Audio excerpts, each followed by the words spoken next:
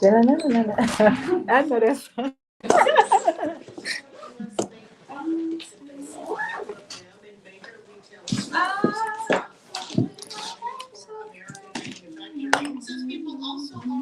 I turned it off, Becky. Just so you know. Okay. I don't know if you wanted it or not. I don't need Oh, no right. help at all. Yeah. Not man, bitch. I also closed the window. Yes. Okay. I love this thing. Okay. Nice. I ain't got to do no work when I come behind you. See you later. And if you close that door for me, that'd be good. The Alliance's annual holiday gift guide makes it easier for people to local gifts. 3 Arkansas companies are featured in this year's edition, making products from wrapping paper and furniture to national sharpeners. All those for a product to be labeled "Made in America," all or virtually all components must come from the U.S. He cautions that terms like designed in, based in, or researched in the United States do not indicate American manufacturing. He notes there are legal penalties for mislabeling products. It's one of those issues, blissfully, that hasn't been impacted by partisan politics. As we've seen in this country so often, there's still lots of different reasons for people to want to support jobs, the economy, small businesses, quality products. Paul says that value has remained consistent despite U.S. consumer sentiment recently dropping to a near record low. He adds people are motivated by the positive ripple effects of buying American-made products. I'm Frida Ross, Arkansas News Service. Find our trust indicators at publicnewsservice.org. Support for KABF 88.3 FM comes from Wright-Will University. Wright-Will University provides online, self-paced courses focused on writing and communication skills. Offerings include grammar, proofreading, copy editing, grant writing, sermon writing, AI prompt writing, and guidance on self-publishing.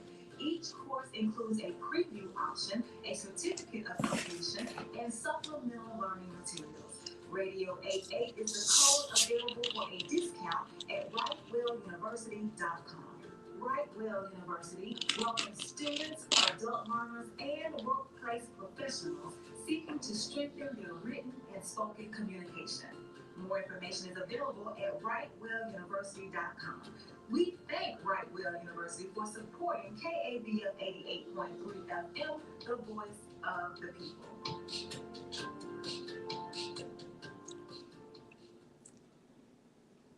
This is Toney Orr, Chairman of the Board of KABF 88.3 FM. I want you to meet Alice.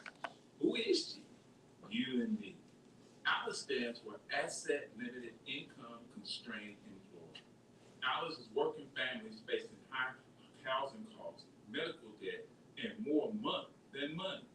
We are the majority of Arkansans. We need programs that work for us, as hard as we work for our state and families. Hey, policymakers and politicians, it's time to meet Alice. Who is Alice? All of us.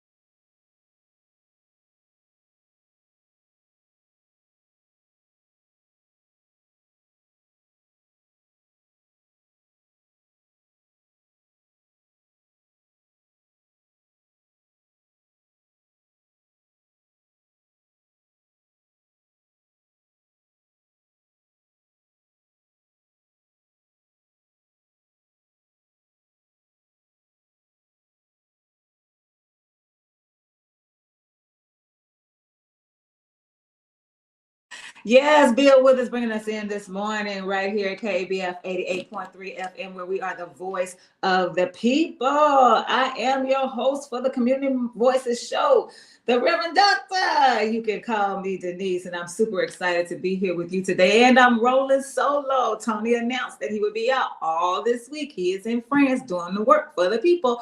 And so here I am all by myself, and I'm so glad to be with you this morning. I want to remind you that Community Voices centers Blackness in the context of the human story, centers Blackness in the context of the human story. So if you are a human, then this story is for you. And we're going to focus on how it impacts Black folks the most, but it also impacts all of us. So we invite you to join the conversation by calling in to 501-433-0088, 501-433-0088. The phone lines are already open and waiting for you to tell us something that you want us to know. Before we get started, though, I want to make sure that I make a couple of announcements, and I did not wear my glasses. So there's one announcement. I think I can see it from here. KABF Holiday Hangout Fundraiser is Tuesday, December 9th. That's next Tuesday, December 9th, from 5 to 7 p.m. at Whitewater Tavern. Kick back and meet KABF hosts during happy hour. And you can donate at www.kabf.org. I also have an announcement for this week. It's a whole week's announcement. It's already gotten started because it got started on December 1st, which is known to many of us as World AIDS Day. And there are many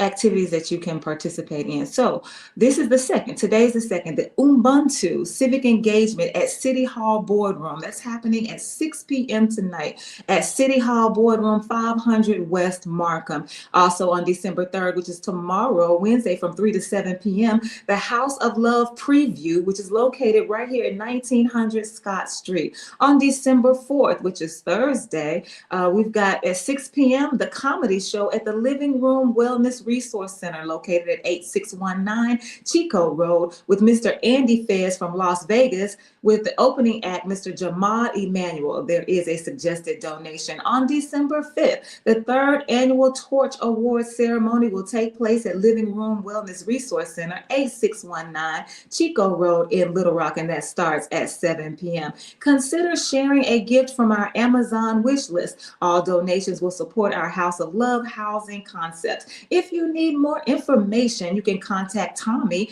at arrapps.org. Contact Tommy at arrapps.org, or you can call 501-3719, or you can call 501-379-8357, or you can call 501-379-8357. I think I'm at the point now in my age where I think I'm doing fine. Like, I'm not wearing my glasses. I'm like, I got it. But really, girl, you're going to have to put these glasses on. So we greet you this morning in the spirit of Sawubona, that spirit that reminds us that we are one. And that binding of the oneness, what unites us is our humanity. So if we can just focus on the way that we show up as human to human, that would help us a great deal in this country. So greetings to all of you in the spirit of Sawubona. I want to talk about Bill Withers first, and then I'll ground us in our EJI tidbit for today, the one that I chose for today. So Bill Withers is Black man, American musician. Yes, many of you know him for that song, but also for Lovely Day, Lovely Day. Yeah, we know him. He talks in this song about needing each other and the importance of recognizing that we are created to be communal. There is no one on this planet that can navigate this life all alone. I know people talk about folks being a self-made this or a self-made, or there's no such thing as that. That's a lie. That's a myth. That is not the correct narrative that you should receive into your spirit. All of us need each other. And what Bill Withers says, though, he's like, listen, I'm here if you need me, but I don't know what you need unless you tell me. I cannot read your mind. I am not psychic. I'm not trying to be psychic. I don't wish to be psychic. I just want to be someone who companions you along your way. So if I have something that you need, I'll be glad to give it to you. Now, here's the kicker for Bill Withers. I don't want to just give it to you so I can post on Facebook or post on these people who have to post when they're doing something for folks. I question your motives. Like, why do you have to put it on Facebook that you gave somebody some water or something to eat? Like, I'm not understanding.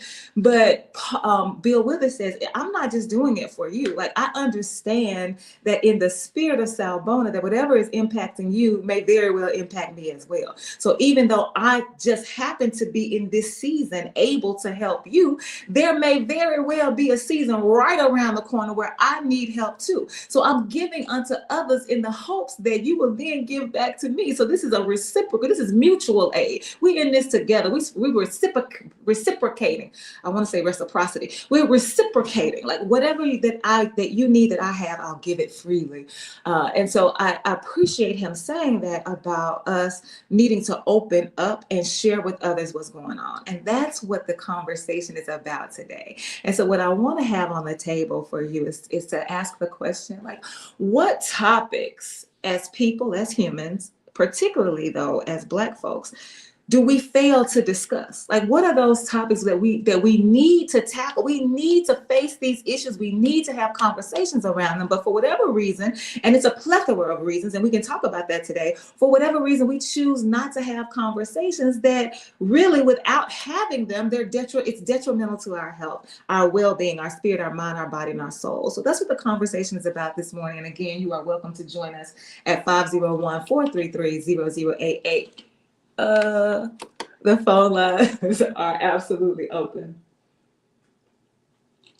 So here is our tidbit for today, on December 1st, which was yesterday, but I want to read this on today.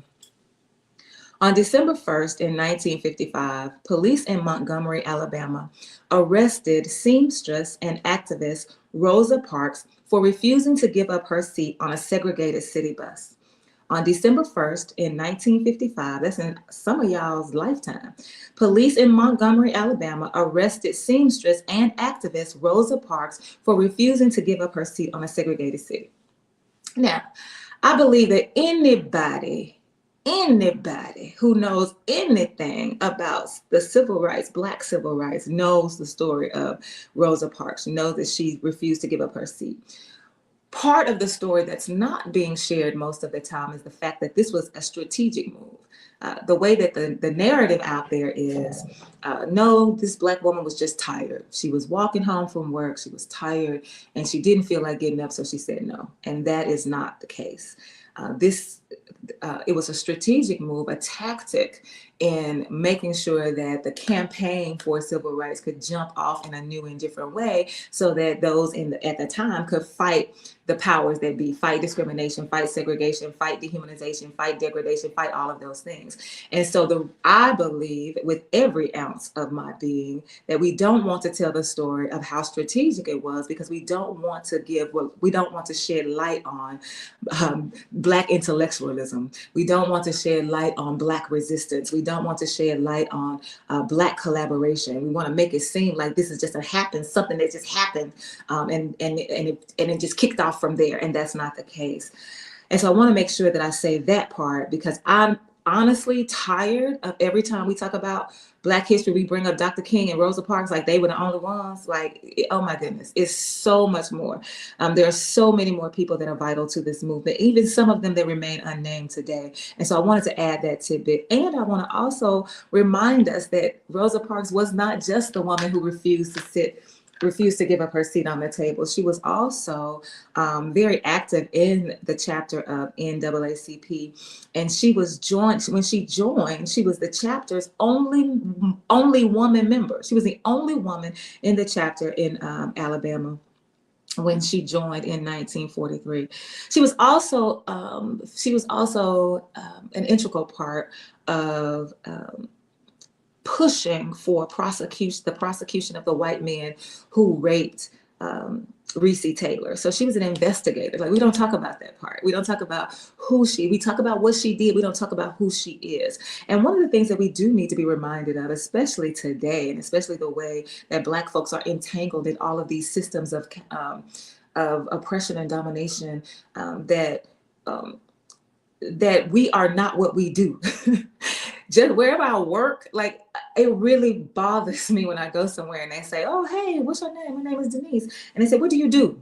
Like, what does it have to do with anything? Right? Like, where are we going with this? What are we trying to get to? And what we're usually, the end of it is usually that I want to see how much I'm going to value you based on what you do, because what you do defines who you are in the mindset of those people. And that is absolutely not the case. So many of us, especially those of us who have had formal education, we have a degree, but we don't do work in that degree. We're not working in that area. Like, that's what we thought we were going to do, or that's what we were pushed to do, or that's what we were encouraged to do, but that's not what ended up happening, because life be life, and we take all kinds of twists and turns. And so people want to know what you do in order to figure out how they're going to interact with you. But the Spirit of Sawubona says, I want to embrace the whole of who you are in this space, and you don't have to tell me anything about where you work. I want to get to know you.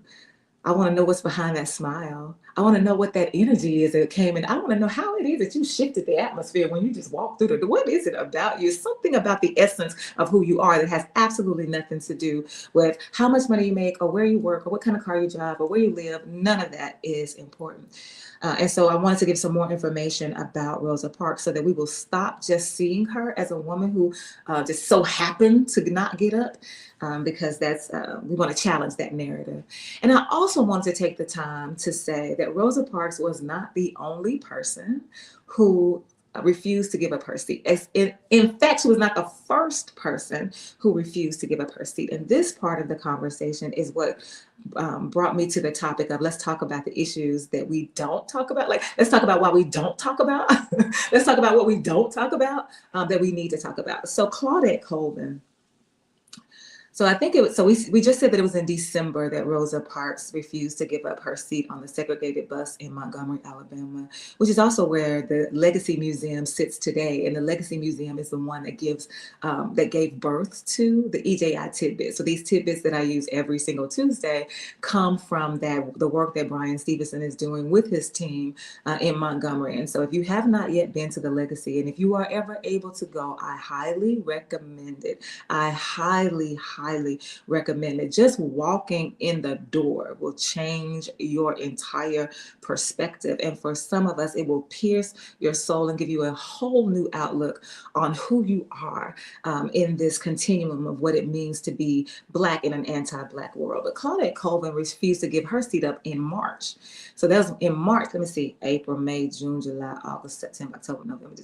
Okay, so 9 months before Rosa Parks refused to give up her seat, Claudette Colvin did. She refused to, and she was 15 years old. A lot of times, I know a lot of times we have these conversations where we look to the generation behind us and we are hoping that you're going to save us, because we didn't do it. We thought we was going to do it. We hoped that we were going to do it. We tried to do it, but we didn't. So now we're looking for you to save us. And so this 15-year-old decides that she's not going to give up her seat on this segregated bus. And she wasn't as widely known as Rosa Parks, and we'll talk about why in just a minute. But when they wanted her to give up her seat, but she said, listen, wait a minute. I paid my money. This is a 15-year-old talking to the authority, the white authority. She said, I paid my money. It's my constitutional right to remain. Listen to this 15-year-old. It's some of us 53-year-olds who would not dare to challenge authority to their face for fear of losing a job, for fear of losing face, for fear of losing community, whatever it is that makes us so scared. But this 15-year-old says, no, partner, I'm not about to do that. You can't make me. You can arrest me, but you can't make me. And so here is Takia. Hey, Takia. Hey, Takia. Yeah, so you can make me do something because you take away my rights through this unjust law. But in terms of me freely giving up my rights, and you're not going to make me do that. I'm going to stand firm on who I am. But let's talk about why Claudette Colvin is not as revered, not as memorable, not as talked about as Rosa Parks, because that's going to get us into our conversation today. One of the reasons is that Claudette Colvin she was, let me see how to say this. She was not polished. Right? She didn't have the lighter skin. She didn't have the longer, quote unquote, good hair. She didn't have the look that the movement at the time wanted to put forward as the face of the work that was about to be done. This campaign that was brewing. This campaign that had been that was about to go forward in a different way from the way that they had been fighting before. One of the reasons that she did not have the look is because she was, I got to use these quotes, and I'm only using these words because I feel like these are the words that y'all know. Where people call you nappy-headed, we should not use that. Like, some people use it though, because there's a whole movie called Nappily Ever After. So when we start talking about language, we have to broaden our horizon and say, yes, there are some people who consider this to be an offensive word. There are some people who consider it to be a word that they have reclaimed. So wherever you are on the spectrum, I'm not trying to offend you. I'm just saying, some of us say nappy, some of us say kinky, some of us say whatever we say. But I know that I grew up hearing people use the word nappy. So she was a nappy-headed little Black girl, and she was pregnant, and she was not married. And so all of these were ticks against her. Like, we don't want, because the movement, and I don't want to say that because the movement,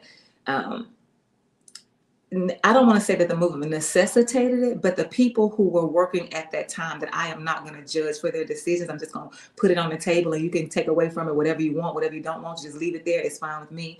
But they believed in respectability politics. They believed that respectability politics would play a huge role in getting their voices heard, because there are some people in this world, just based on how you show up, they automatically tune you out. Especially Black folks, you show up in the front of the room, they're like, I'm not listening to them. If you're thicker than a snicker, I'm not listening to them. If you have on the wrong, you're not trending with the fashion, people just automatically turn a blind eye and a deaf ear to you. So respectability politics actually played a role in saying, hey, we got to do whatever it takes to be heard. And if that means then that we have to put somebody in the front who they can receive, who is palatable for the white community, then that's what we choose to do. And so that's what they chose to do. Claudette Colvin did not fit that. She was not. Respectability politics be damned is how she felt, and which is how I feel. But we are still dealing with that even today. Respectability politics, and I didn't even write that on my list, but that's something we can talk about too. Let's see what Takia is saying. I'm already loving the course of this conversation. Your first point reminds me of some of the talking points or themes of The Bluest Eye by Toni Morrison. Let me say that again. I'm already loving the course of this conversation. Your first point reminds me of some of the talking points or themes of The Bluest Eye by Toni Morrison. And you just saying that, Takia, reminded me of James Baldwin. Y'all, I am falling in love with James Baldwin. I already knew who he was, who he is, because energy doesn't die. I've read a couple of books by his, Giovanni's Room. I definitely read that, The Fire Next Time. But I was reading more just because I'm a voracious reader. Like, I'm just an avid reader. I want to read everything. But just delving into his life and getting to know the way his mind worked, and listening to some of his one of the community members sent me a conversation that he was having. So these debates that he would have, these quotes that you can read, like, I am just fascinated with him. And one of the things that he talked about is because as a Black person, you don't see yourself reflected anywhere. You don't have a mirror in your home. You don't have TV. You're not watching TV. And even if you are watching TV, Black people are not centered in any way. And so you don't know that you're Black, so you really don't understand why you're being treated the way that you are. The people that are around you that you see, you think that you look like them, and so you see how they're being treated, and you're being treated differently, and it's like this whole conundrum. Like, I'm just discombobulated right now, like what is happening. And so not this colorism, this racism, this way of seeing each other and choosing not to see each other and labeling as negative the way that we see each other. That's very much a part of his story, as well as in The Bluest Eye with Toni Morrison. So thank you, Takia, for calling us to that, for bringing into the space and allowing me to bring into the space our ancestors, Toni and James, Mr. James Baldwin and Miss Toni Morrison. And so this colorism is one of the topics that we don't talk about in the Black community. We don't talk about it in the world. And we have to begin to ask ourselves, we have to talk about it, because until we talk about it, we're not able to name it in ourselves. It's so easy for us to point the finger at somebody else. But what was it? Ethel Waters, yeah, that's her name, Ethel Waters. She is a Black woman, jazz musician, singer. She made popular that phrase that if you're pointing at me, you have to remember that there are 3 fingers pointing back at you.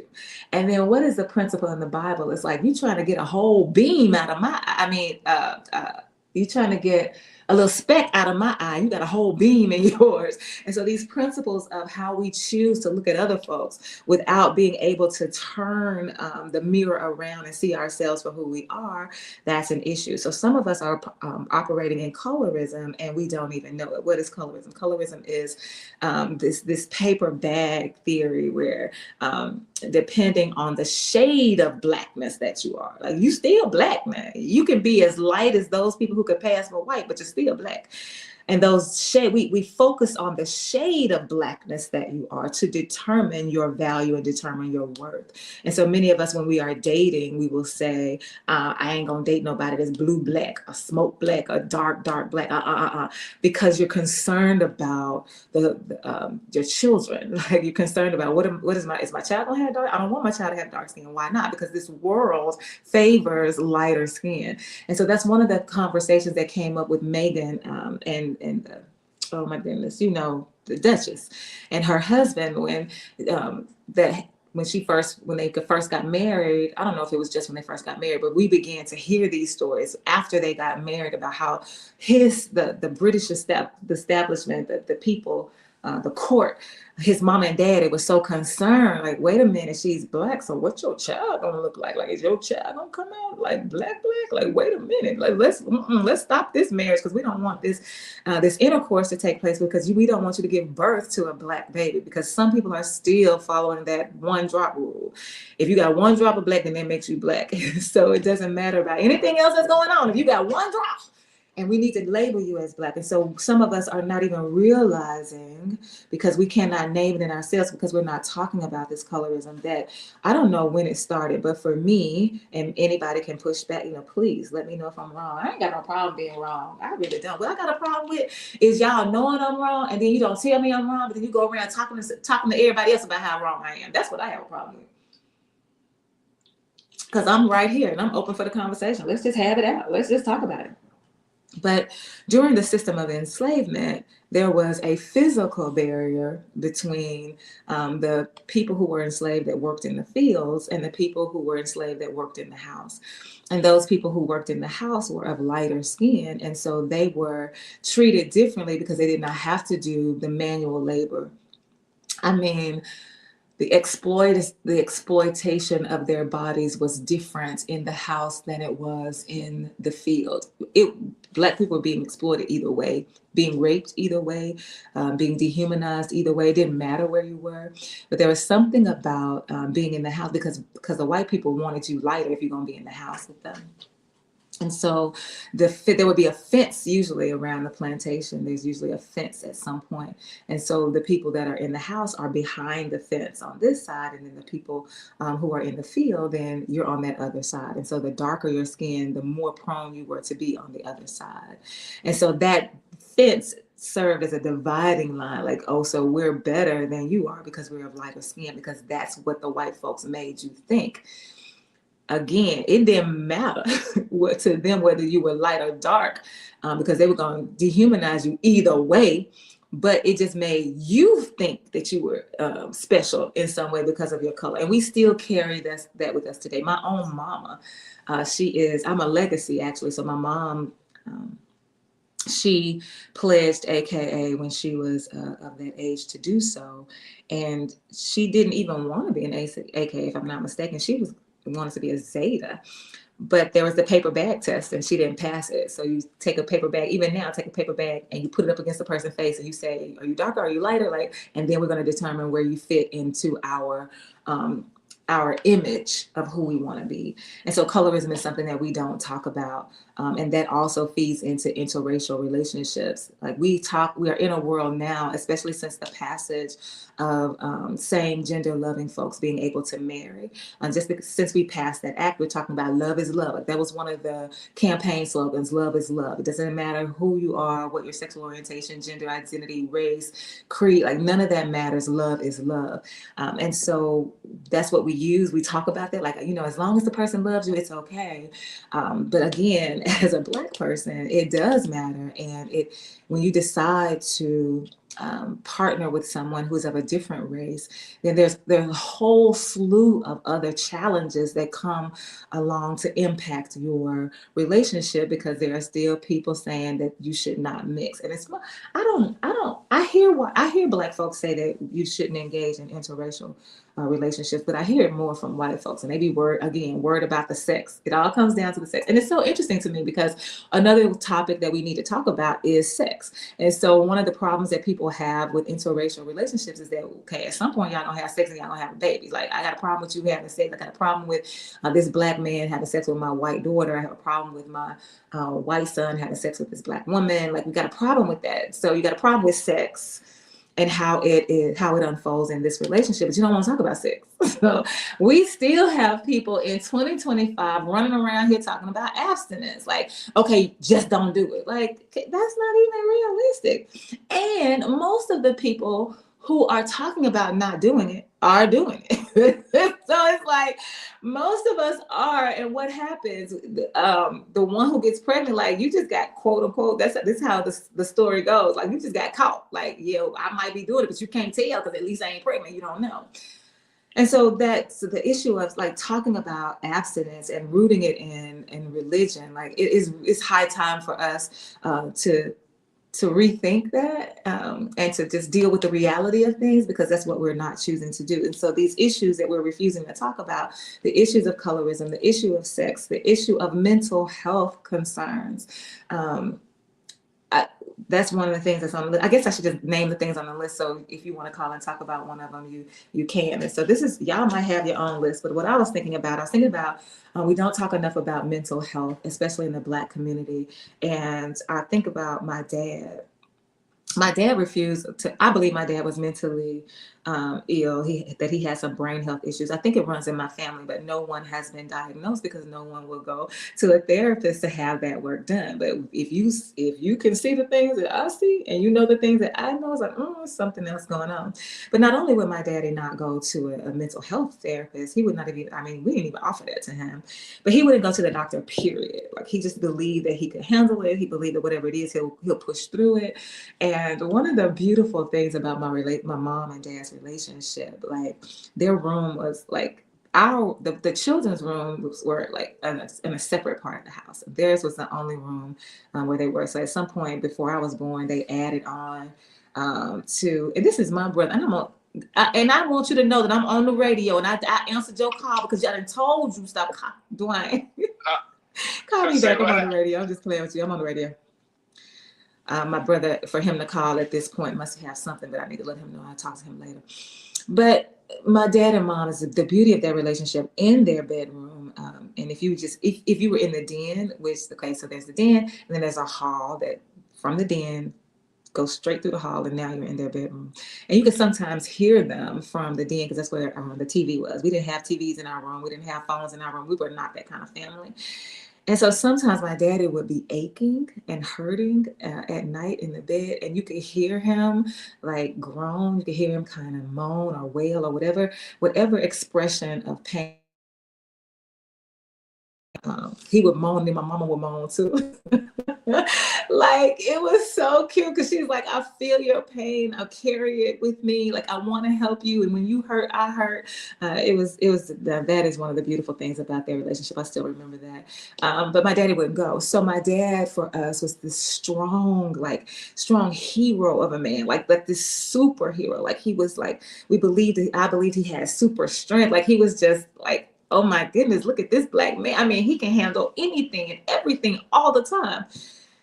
And so when he did get sick for real, and he could not just moan it away, and he could not refuse or resist anymore to go to the doctor. He went down fast. And so that's another theory that we have, that those of us who don't usually get sick, when we finally do, it scares us because we believe that this sickness must be unto death, because I can no longer ignore it. I can no longer self-diagnose. I can no longer self-medicate. Like, this is huge. And for him, it absolutely is huge. It was huge because it was the beginning of the end of his life as we knew it, life in his body as we knew him. And so not talking about brain health issues, believing that we don't need to go to the doctor. And we also have to talk about the fact too, that many of us cannot go to the doctor. We do not have access to competent healthcare, competent healthcare providers. We do not have access to healthcare systems. We do not have healthcare systems that see us as human, and we do not have healthcare systems that listen to us. I used to go to this doctor. Oh my goodness, what was his name? It was on R Street or H Street over there. Is that Hillcrest or the Heights? I get the Heights and Hillcrest mixed up all the time. So it's on Kavanaugh. You can get there from, off of Cantrell. Like if you take a right on University and then take a right on that First Street, it was up in that little, he was recommended to me. I was referred to him by somebody. I don't remember who, but I was telling him that I had a cold or something. Something was going on with me, and I was the only one in the office who had it. So he kept saying to me that, oh, no, you're getting it from somebody. I'm like, I'm the only one in the office who has it. He's like, no, they're just not telling you.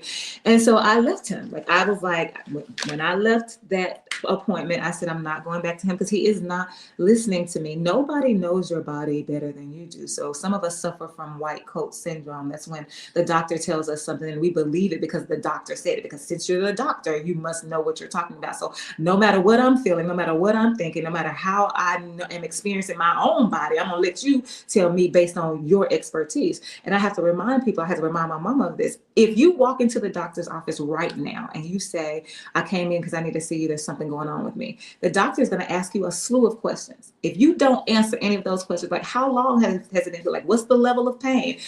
Is it a sharp pain? If you don't answer any of those questions, they can't help you.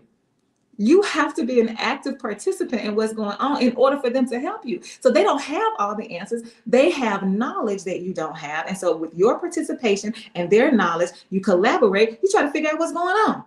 You don't just take what their word is just because they read a book. Listen, I know what it means to read a book and think you know something. That's how it was when I was a teacher. I had been to school, so I had read a book. I had passed some tests. I had done all this stuff. But when I walked into that classroom for the first day, all of that stuff went out the window. I'm like, what? So we have to be able to say, let's talk about mental health. Let's talk about our bodies. Let's talk about what we can do in the face of the discrimination that keeps us away from culturally competent healthcare. Because some of us have so many remedies that we're not calling healing remedies that we have from our childhood. Like somebody, I don't know, I think it must have been on TikTok. Yeah, I don't know. I'm not good on social media. Somebody, if you send it to me, I'm gonna watch it. But if you just think I'm just on TikTok scrolling, that is not what I'm doing. But they were talking about pot liquor. Oh no, it was that podcast I was listening to for the 10 weeks that I was walking with this walking podcast. They were talking about how the pot liquor, those of us who cook greens, that the pot liquor is the liquid that's left over after you cook your greens. I don't care if it's mustard green, turnip greens, if it's mustard and turnip, if you put some kale in there, it doesn't matter. Even if it's collard greens, there's a liquid, and that liquor has healing properties for us. And most of us, we throw that away because we're going to go to the Walgreens and get what they say we need off the shelf, instead of realizing that no, we have these remedies, we have these healing we've got a wealth of knowledge that we're carrying around in our bodies, particularly as members of the African diaspora, that we have thrown away, that we dismiss, that we disregard, because we keep being bombarded with this narrative that white is right, and that the lighter that you are, the closer you are to white, and so you need to do what they do so that you can be embraced. But no, that's not what we need to do at all. We need to unlearn all of that and remember again who we really are. And you better get that potluck. You better get some of that cod liver oil. Like we know what to do. We just choose not to. And how is somebody, I don't remember who told me this, but they're like, as Black folks, we give away our stuff for free and then they monetize it, and then we buy it from them. Now we got the answers, but we give it away because we don't deem it valuable. So we give it away, and then they turn around and figure out how to monetize it because it's all about capitalism. And then we become participants, willing, active participants in the system of capitalism that is exploiting us because we're not going to get any royalties or anything. We get nothing. We got to rethink that. Let's see what Takia is saying. I remember having to take control of my labor and delivery with my oldest. It was the height of COVID, and you still had to get tested before being admitted. But I was so far along that they put me in my room and was going to test me there. The nurse was trying to swab my nose, and I had to yell, "Ma'am, I am having a contraction. You have to wait." Everyone seemed shocked that I even spoke up. So wait a minute now. Let me make sure I'm understanding. So you're pregnant, so far along that you like this baby, because the baby, look, I don't care what they say about no due date, the baby gonna come when the baby ready. So the baby like, listen, I'm on my way. Y'all get ready. And she like, no, I need to put this swab. Wait, so swabbing my, in this moment? Like, no. And then here's the kicker though. So you said something about it. Takia says, I said something, and everyone seemed shocked that I spoke up, that I even spoke up. Why are you shocked, ma'am? In the work that I do as a cultural strategist, we have these conversations about revealing and bringing and raising to your level of consciousness the biases that you hold. One of the tips that I offer for people who are trying to figure out if they are biased, because a lot of people don't believe they have bias. We have bias. All of us as humans have bias. It's wired into our bodies because it really does protect us from some things. The problem is we use the bias in the wrong way. Some bias is healthy, some bias is unhealthy, and we are focused on the unhealthy bias. And so one of the tips that I offer is whenever you find yourself surprised about something, it's usually an indicator that you are biased. So when Takia says everyone seems shocked that I even spoke up, like, why are you shocked? Because you don't expect Black people to speak up. Like, why? Because we've been conditioned not to. We've been terrorized not to. We've been dehumanized so that we don't. And so for some, it's a protective measure not to speak up. Because I always advocate for people to speak up at all times, in all places, in front of all people. I say that all the time, at all times, in all places, in front of all people. But for everybody, that does not work. You have to decide, like, wait, can I speak up in this moment, or do I need to wait till I get home? Or do I need to wait and get out of this situation and then say what I need to say? Like, even when we talk about our Black children and our Black people who get stopped by law enforcement, like, do you have a right to say all of these things? You absolutely do. Should you? I'm not sure. For me, my goal is to get you home. Once you get, while they talking, while they doing whatever, get that badge number, see it in your head, get that name, and when we go home, when you get home, together we can work this out, right? So in this moment, it might not be the right moment for you to pop off. Now, can you? Yes. Should you? I don't know. It depends. You got to figure that out for yourself. But for them being surprised, it tells you about their bias, especially as it relates to Black folks. And so Takia says, yes, I was 7 centimeters dilated when I got to the hospital. When you got to the hospital, I was 7 centimeters dilated when I got to the hospital. So the contractions were really rolling at this point. Like, it is visible to everyone in the room. I told her, I am not bypassing your protocol, but you gonna wait until I come up out of this contraction. Okay, right. So it's not that you're saying I don't want to follow protocol. It's not that you're saying I'm throwing the concerns around COVID to the wind. I'm not saying that. I'm saying right now in this moment, Miss Ma'am, I don't need you to focus on the fact that I'm having a contraction. And I feel like that even in the world today, when we talk about Black folks, we like, listen, I know that the world seems to be growing up in flames, but I'm over here in hell. I'm in the eternal flame. Like, this is eternal for me. Okay, so let's listen. So everybody got stuff that we need to talk about, but I'm the one that's burning up the most. So what we gonna do? It's my house that's on fire right now. Like, can your house catch on fire? Sure, at some point, but right now, this is what I need you to focus on. And I'm sure brown people are saying that right now too. Like, listen, immigration, listen. We need you to understand that right now we are on fire. What are you going to do about it? How are you going to help us? How can we lean on you, as Bill Withers would say? Takia said, yeah, Miss Good Ma'am. Miss Good Ma'am. I've been calling people Miss Good, Mr. Good Sir. Girl, I love that. Miss Good Ma'am, I'm going to need you to wait. And so being able to speak up for ourselves, like that's something that we have to talk about. And I just had, another reason that I'm having this conversation is because I just had this experience myself where somebody asked me if I felt like what I said was appropriate for where I was. And I said, and let me just say this, I was in a parking lot. Let me just say that. I was in a parking lot. So like, do you think that what you said was appropriate for, and I was like, well, for me, I feel like anything that comes out of my mouth is appropriate, because if I said it, I meant to say it and I wanted to say it. Like I'm a very intentional person. Like I don't get these people that's like, I don't know. I just opened up my mouth and something just fell out. Or I don't know. I just got in the room with him, my clothes fell off. Like, I don't know. I just looked up one day and I was in love. I don't know. I just looked up and I was married. Like those things never, ever, ever happened to me. So if I crafted the sentence, it's because I wanted to share it. And so this idea that you need to talk about it, there's certain places where you can talk about something. And then as she continued to talk to me about it, she said, yeah, because we don't want to think.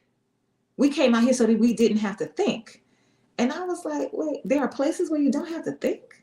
Like, because even in the midst of a card game, how many of you all have been playing cards? Like, I'm talking about for real, playing cards like spades, like I play cards. Like, I'm talking noise.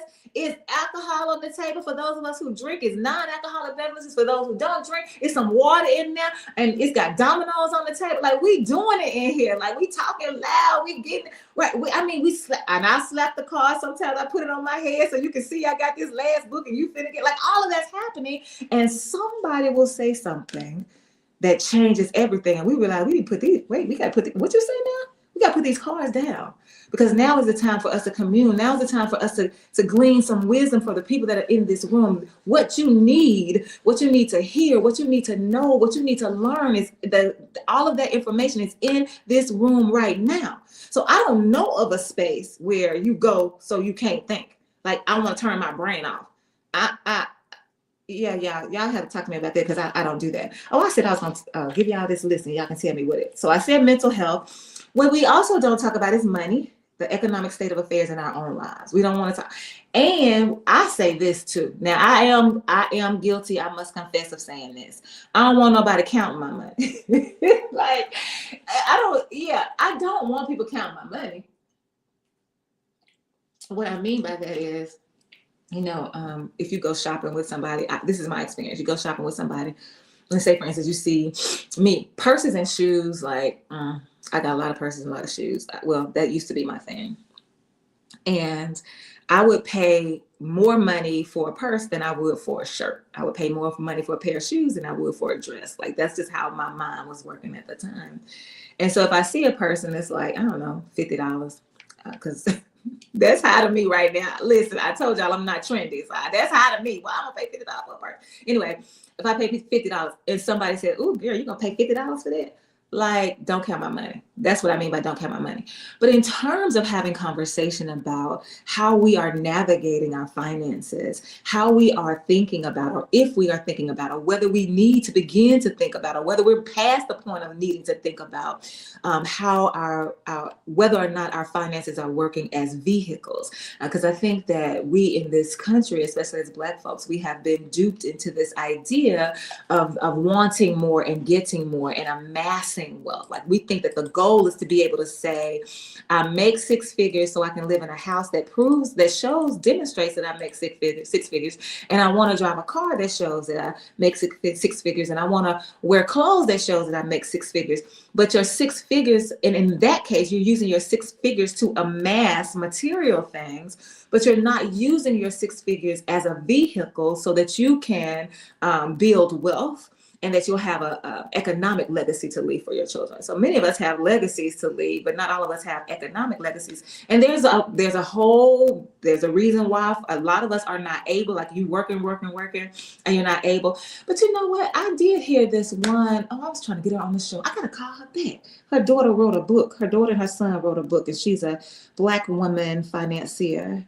And she did say that. She said, no matter what your income level, you can always save. And she has tools and tips for us to figure out how to do that. I promise y'all, I'm going to find her because she in my email somewhere. She on my phone somewhere. We need to get her in so she can talk about that.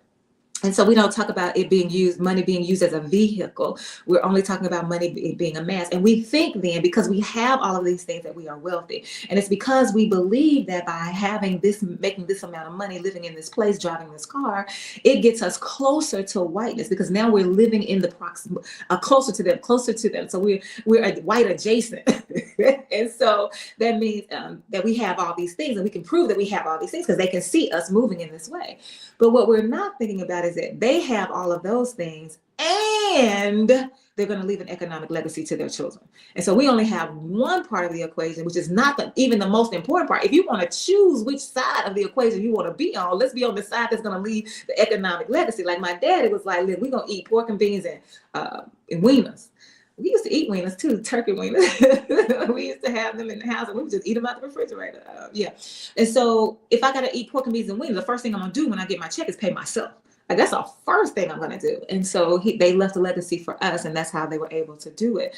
And so talking about money, not telling somebody how much they ought to spend for a purse, but hey, do you have a vision in mind for your money? What does the retirement look for you? Do you have a 401k? Are you matching your corporation's donation to that contribution to the 401k? Because they might be offering 3%, but you can put up to 6%. So their 3% and your 3%. Say now you got, like, you can match that. Like, there are ways that you can build wealth without even knowing that you're building wealth. Like, coming out of your paycheck without you even thinking about it. Because that's another thing that happens to us. If it gets into our hands, we is going to spend it, many of us. And so we can set up all of these ways of navigating our finances so that it can just be a pass through. It comes right into our account and right out of our account into a savings, into a portfolio, into whatever it is, an annuity, whatever it is that you're trying to figure out. And so we don't talk about mental health. We don't talk about our economic state of affairs. We don't talk about sex. We don't talk about colorism. We don't talk about the strong Black woman. Oh my goodness, the strong Black woman syndrome. And I was complicit in it the other day. I have a friend who's really going through. And she was finally able to lift up out of the fog enough to call me. And we were on the phone and we were talking. And at some point she asked me, well, Denise, what would you do if this was happening to your body? Like, I feel like I'm doing the best that I can. What would you do? And I said to her, I said, you know what? I think you should ask somebody else, because I'm Black. And as a Black woman, you know what I would do? I would put my head down and I would get it done. That's what I do. It wasn't until after we finished talking, and I guess I went walking or something, or maybe I was sweeping and walking and showering. Those are the places where I can think the best and think the most, and in the wee hours of the morning. And so whatever activity I was doing, and I started thinking, I was like, oh girl, that's that Black girl. That's that Black woman syndrome. That we're supposed to be, who is that sings the song? Karen White. I'm not your superwoman.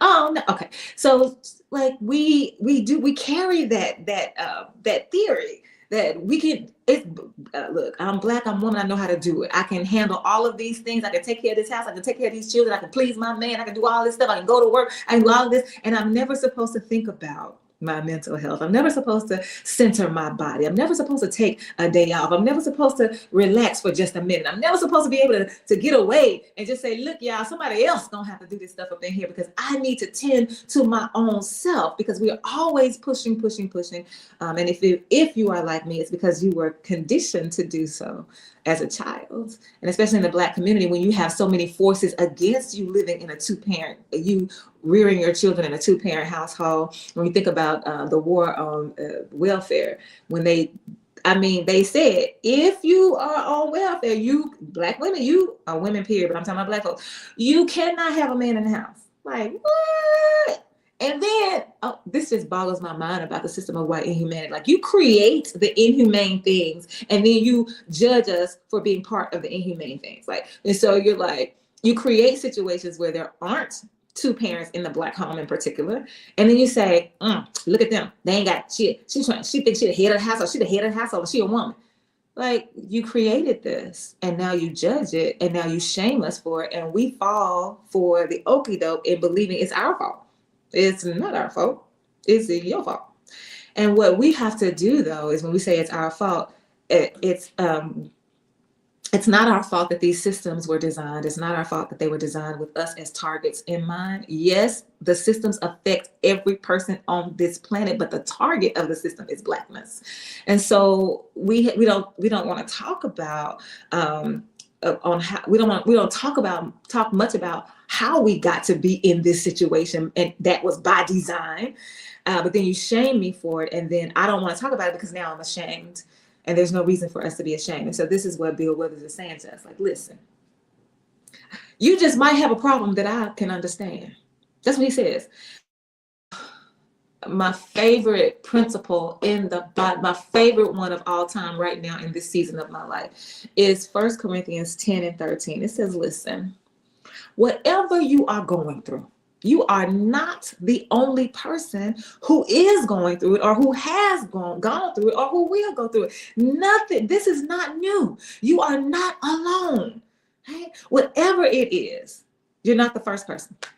But no matter what it is, there's a way of escape. There is a way out of it for you. And so this helps to buffer us so that we won't fall prey to suicidal ideation, which is a permanent solution to a temporary problem. But we can look around us and say, hey, sometimes the person doesn't even have to go. Like me, I have people who are addicted to drugs, injection drugs, opioids. I have those people in my family, in my extended family. I've watched them over the years. So I've got some solutions for you, even though I haven't, I don't smoke, I don't inject, I don't do that. Like, I don't have to go through it like as an eyewitness. I can go through it as an ear witness. I can go through it as adjacent witness. Like, so there's a way, or there are some people that you're like, no, I want somebody who's really experienced this. I want somebody who's really been in the hospital room, in labor, and you feel, and you know for a fact they're not listening to you while you are going through labor of all things. And so he said, listen, you might have, you got a problem, and I might just understand it, but I don't know it unless you share it with me. And so we got to be able to have these conversations. So let me keep going down the list. And so the strong black woman syndrome. Oh, and the emasculation of Black men, that syndrome, where we've got women, Black women like me, because I'm a Black woman, I identify as, I ain't got no problem identifying as Black. I know that race is a construct, but I also know that race is how the world is through the race is the lens through which this world sees me. So I have to own the reality of that. Now you talk to me, you ask me who I am, the last thing I'm gonna say is Black. But when we're having a real conversation about how the world views us and what's happening in the world, then I'm gonna unapologetically own my Blackness. And so we've got these Black women who, again, are like me. We're degreed. Several of us have more than one degree, and we are heads of households. We have ownership of cars or houses or whatever it is that we own. We may or may not have children. So the world has the systems have allowed us to be in the places that we are, in the positions that we are, in ways that they have not allow Black men to be in the same position. And yet we as Black women look at them and say, look at you. You ain't doing this. You ain't doing that. What you got? What you gonna bring to say? La, la, la, la, la. What my mama say? La, that toot, toot, and a tweet, tweet. That's what my mom used to say. La, blah, blah, and a toot, toot, and a tweet, tweet. And so we don't talk about that. Like, women, hey, we need to take a step back. Like, you need to look at yourself. Like, did you really just say that to this Black king? Like, what is happening right now? And so those are the things that we need to talk about so that we can lean on each other, so that we can learn from each other, so that we can have real conversation in real time that affects real people. And we we'll be able to make some real changes. And that's all I got for you today right here. Thank you so much for joining us for Community Voices. You have been live right here with the Reverend Doctor. You can call me Denise, KABF 88.3 FM, where we are the voice of the people. Don't touch that dial. DJ Delight, that's me too. I'm sitting in for your girl Lola today. I cannot wait to play this jazz with you. I cannot wait. We got some good music coming towards you in just a moment. And I just got a message from Pat Ward. Yes, indeed. I will be a guest on your show tomorrow. So y'all are going to see me a lot this week. Don't forget, I'm also handling Tony's show on Thursday. So govern yourselves accordingly. I cannot wait to talk to you soon. Okay, bye now.